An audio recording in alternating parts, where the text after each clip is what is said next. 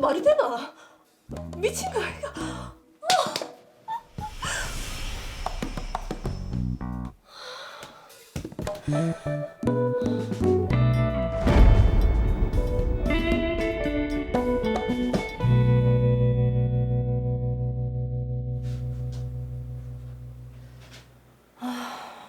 애들 클수록 돈은 많이 들어가고 애 아빠나 나나 버리는 똑같고 이래가지고 언제 집 사고 애들 대학 보내노. 고민이 많으시네요. 그래, 나도 이참에 코인이나 해볼까? 처음 2천만 원으로 코인에 입문했지만 800만 원에 큰 손실을 봤습니다. 손실을 많이 하기 위해 본격적으로 코인에 대해 공부를 하면서 관련 일을 하는 사람들을 많이 알게 됐습니다. 소영 씨. 어서세요. 친분을 쌓게 된 이 사람, 해외 유명 잘 코인의 지내셨죠? 국내 마케팅 담당자라고 있습니다. 어떻게 좀 올랐습니까? 올랐다가 내렸다가 하루에도 몇 번 롤러코스터를 타는 심정입니다. 아, 그러면 제가 좋은 투자 정보 좀 알려드릴까요? 뭔데요? 그 블록딜이라고 아시죠? 알죠. 소영 씨가 블록딜 투자자가 되는 겁니다. 제가요? 예. 그 GM 코인이라고 국내 1위 코인 거래소에 상장되기로 내부적으로 이미 이야기가 끝. 상장만 되면 10배나 올라갑니다. 10배나요? 네. 그 해외 거래소에서 이 GM 코인이 한 개당 200원에 거래되고 있는데 국내 빅딜 투자자들한테 5천만 원 이상 투자하면 반가. 딱 100원에 구매할 수 있습니다.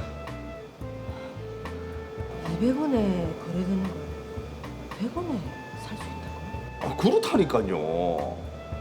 소영 씨가 코인에 대해서 공부도 많이 하고 또 내랑 친하니까 알려드리는 겁니다. 정말 괜찮을까요? 아이, 그럼요. 이 사기만 해도 100% 차익도 얻을 수 있고 이 상장만 되면 수익이 10배 이상 올라간다니까요. 이 투자 안 하는 사람이 바보지. 사기만 하면 사기 당하는 거죠. 그렇죠. 이사를 위해 모아뒀던 5천만 원을 GM코인에 투자하기로 했습니다.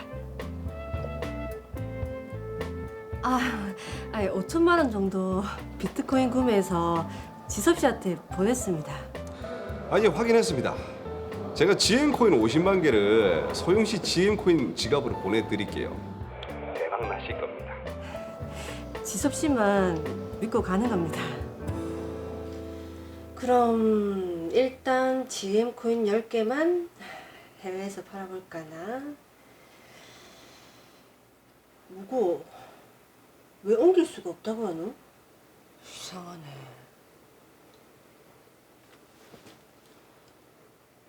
지섭 씨, GM코인 왜 해외 거래소로 안 옮겨지는 거예요? 아, GM코인은 일정 기간 동안 이동할 수 없도록 프로그래밍 돼 있습니다. 그런 말 안 했잖아요. 그 약간의 다 기재돼 있는데 좀만 기다려 보세요. 약간이요? 그 약간 한번 읽어 보시라니까요. 그러고 소영 씨, 제가 지금 일하고 있어가지고 그 나중에 다시 전화 드릴게요. 예. 약관을 받은 적도 동의한 기억도 없지만 일단 기다렸습니다. 아무런 손도 쓰지 못한 채 내 코인 가치가 하락하는 것을 지켜볼 수밖에 없었습니다. 아니, 국내 1위 코인 거래소에 상장된다면서요. 이게 뭡니까? 지금 50원도 안 됩니다. 자꾸 떨어지고 있다고요. 아이고, 미안합니다. 이 소영 씨도 아시다시피 이 코인이라는 게 가치도 없는 거 떠넘긴 거 저한테 떠넘긴 거 아니에요? 아유, 진짜 아닙니다. 네, 소영 씨한테 진짜 미안하게 됐습니다.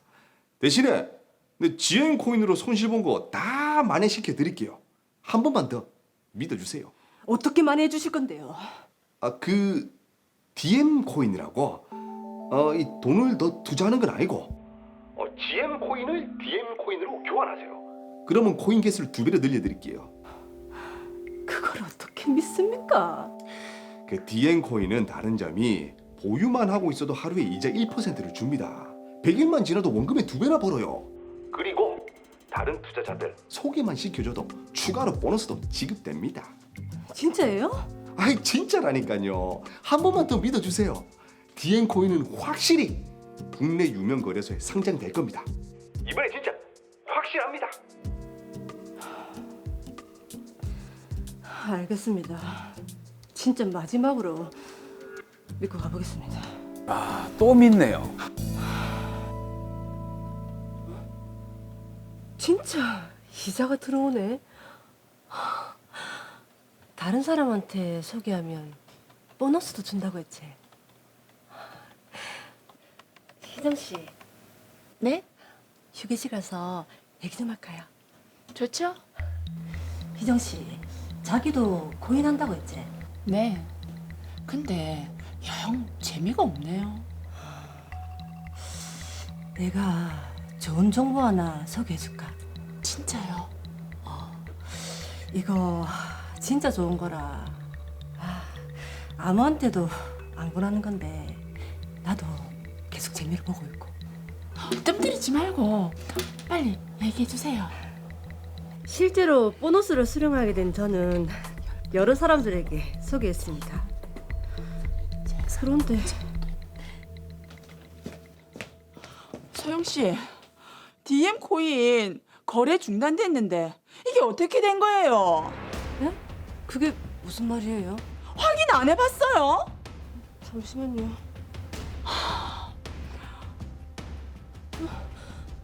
이게 뭐고? 고객께서 전화를 받을 수 없습니다. 소영 씨, 내 돈 어쩔 건데? 소영 씨만 믿고 투자한 건데. 희정 씨, 나도 망했다. 그 돈이 어떤 놈인데?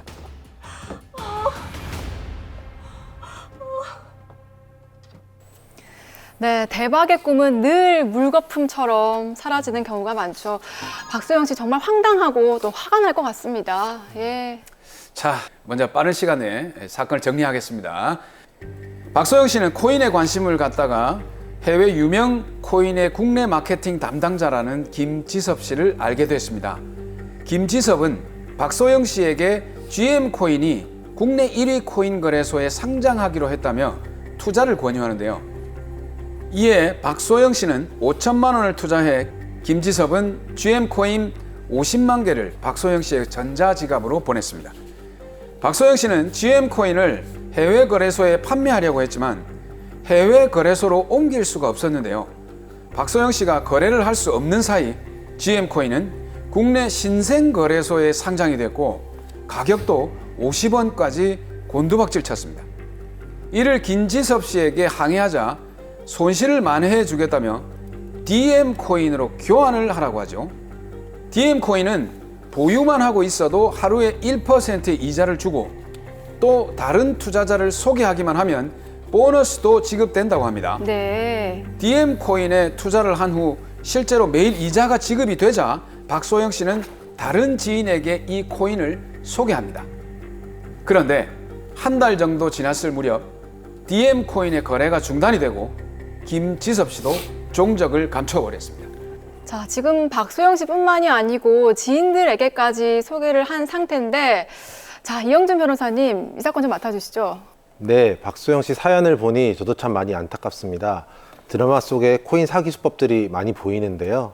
어떤 수법이 있는지 자세히 차근차근 알려드리도록 하겠습니다. 네, 변호사님 눈에는 수법이 많이 보인다고 하셨는데 요즘 또 이런 사기가 많다고 하니까 지금 로이어 시청하시는 시청자분들께서도 눈을 좀 크게 뜨고 들어주시기 바랍니다. 자, 먼저 김지섭이 처음 투자를 하라고 했던 GM코인이 국내 유명 거래소에 상장이 될 거라고 이미 준비가 끝났다 이렇게 얘기를 했는데 실제로는 조금 생소한 국내 신생 거래소에 상장이 됐습니다. 처음 얘기와는 다른데 이게 사실과는 좀 다르다고 봐야겠죠. 네, 사실이 아니었던 예. 겁니다. 국내 유명 거래소에 상장을 한다는 사실이 알려지게 되면 가격이 폭등하는 경우가 많습니다. 네. 이러한 상황을 이용하는 코인 사기 유형이 상장 사기입니다. 드라마에서도 반드시 1위 거래소에 상장된다고 하면서 박소영 씨를 속였는데요. 상장 신청을 했을 뿐이지 상장과 관련된 구체적인 얘기가 오고 간 바는 전혀 없었습니다. 네. 실제 국내 유명 거래소들은 상장과 관련해서는 회사 내부에서조차 철저한 보안을 유지하기 때문에 이러한 정보를 안다고 하면 거의 거짓말이라고 보시면 됩니다. 자, 김지섭 씨가 거짓말로 이제 기망을 했기 때문에 이게 사기죄로 보면 될까요?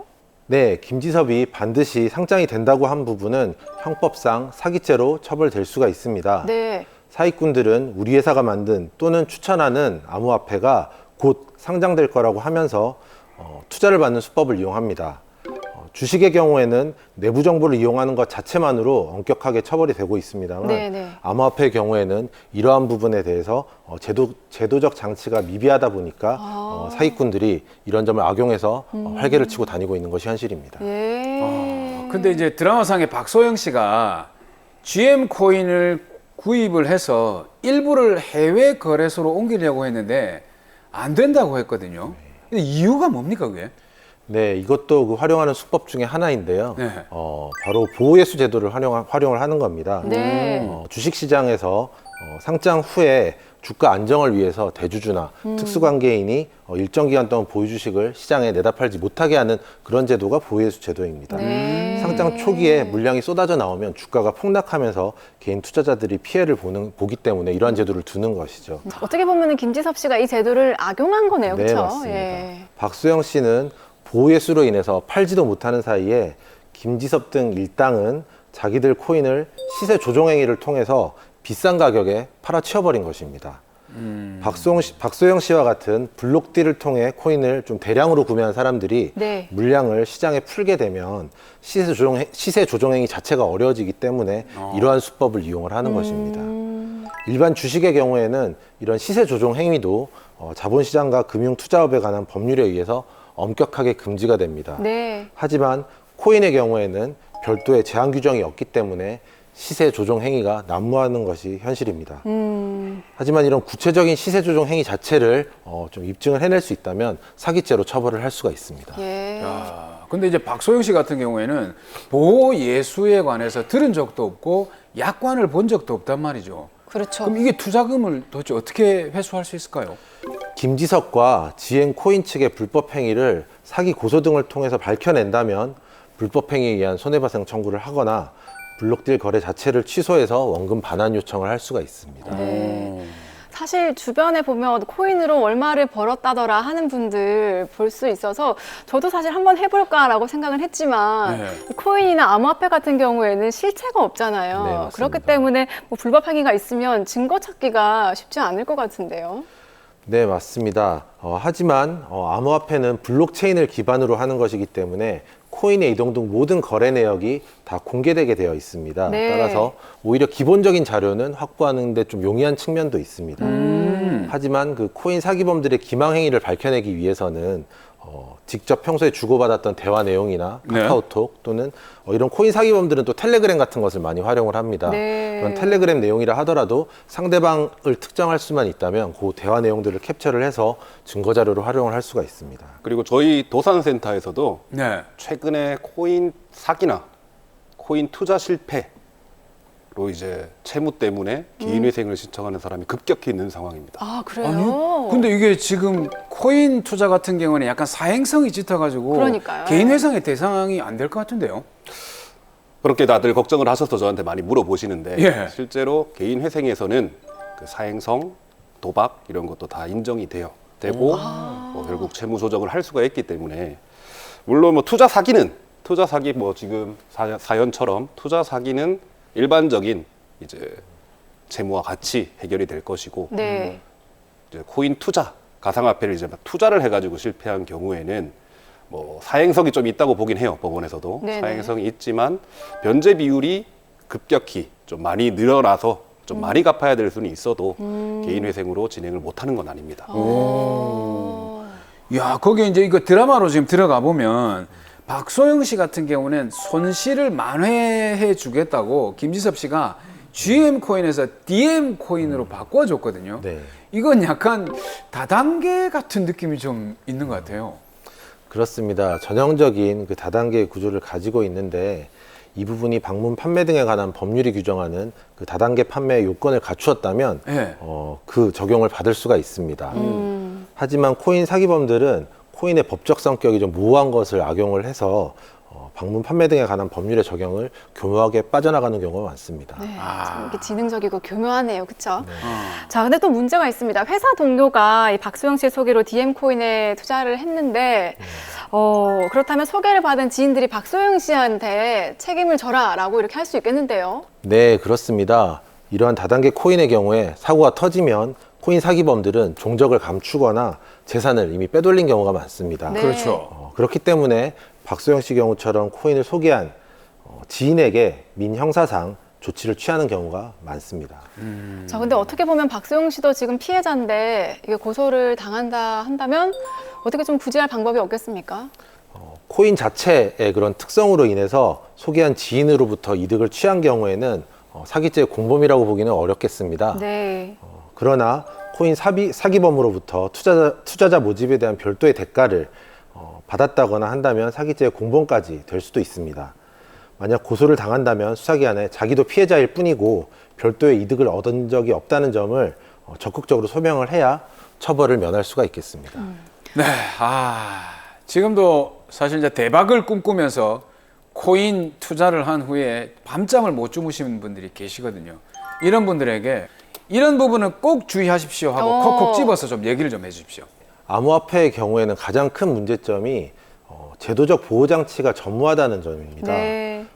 금융당국이 아직까지는 암호화폐를 투기성 자산으로 보고 있기 때문에 제대로 된 투자자 보호장치가 마련되기까지는 상당한 기간이 걸릴 것으로 예상됩니다. 대표적인 암호화폐인 비트코인이나 이더리움조차 가격이 급등락하고 있기 때문에 암호화폐에 관심이 좀 간다 하더라도 국내 대형 거래소의 상장조차 되지 않은 그런 코인들에는 아예 관심도 가지지 않는 것이 가장 좋겠습니다. 현금은 소중하니까요. 자, 마지막으로 억울하게 이 사건에 휘말린 박소영 씨 다시 한번 정리를 해볼까요? 네, 빠르게 코인 사기범들을 형사 고소하는 것이 가장 좋겠습니다. 피해 발생 초기에 고소를 해야 코인 사기범들의 신상을 확보하거나 재산을 동결시킬 수가 있습니다. 또한 코인 사기범들을 고소함으로써 본인이 피해자라는 점을 입증할 수가 있겠습니다.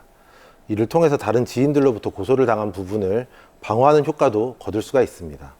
담당 수사관에게 코인의 구조에 대해서 설명하는 것이 무척 힘듭니다.